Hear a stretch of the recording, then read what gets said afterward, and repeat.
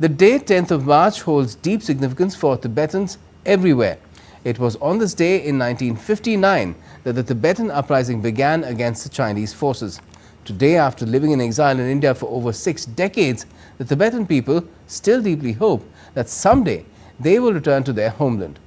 It's a longing that deeply fills their hearts. And so, "If I Were in Tibet" was the theme of an art exhibition held at India Habitat Centre in New Delhi, where Tibetan students from 5 schools of Himachal Pradesh showcased their creativity.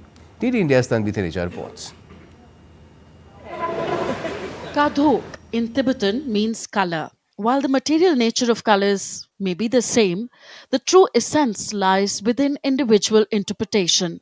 Kadhok is also the name of a Dharamshala-based collective of contemporary Tibetan visual artists that strive to preserve and reimagine Tibetan identity through art. And so, Kadhok, in collaboration with the Foundation for Universal Responsibility of His Holiness the Dalai Lama, organized a 5-day Tibetan children's art exhibition called Dreaming Tibet from Monday in New Delhi.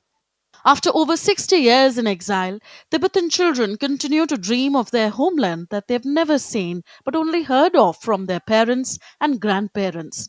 And these interesting works of art created by students of class 8th to 10th speak silently of their hopes, aspirations, and identity. In an era where justifying aggression is prevalent, Tashi Nyama, Kadhok's co-founder, feels that it is the young Tibetan generation that understands the political impediments of returning back to their motherland much better. When I was also growing up in India, I used to think that Tibet, India is Tibet, and Potala Palace, which is like a capital city of our Tibet. I used to think that Potala Palace was in Dharamsala, Himachal Pradesh. And as you grow up, you know that this is not actually the fact, right? So, but for these kids, these budding artists, they are very much aware about it. I think mainly because of the information that we have, this information sources that we have, and they are very much aware about it. Though born and brought up in India, Tibetan children retain a deep longing to return to their homeland.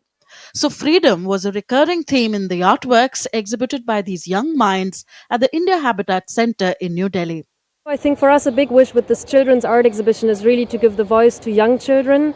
Many times, especially on big political issues, we hear politicians, we hear the media, we hear professionals and researchers, but to give young people a voice, I feel like is very important. This is the future of Tibet, and so is it with every child. It's representing the future. So I would really hope that we give voices to these children, like give them a space in the community to have a voice and to tell their stories, and hopefully they will be heard here. At a time when weapons are perhaps easier to acquire than paints and brushes, when peace deals are hard to negotiate and seal, these artworks reflect the deep inner hopes, dreams, and aspirations of young Tibetans. Tanvi Thereja for DD India.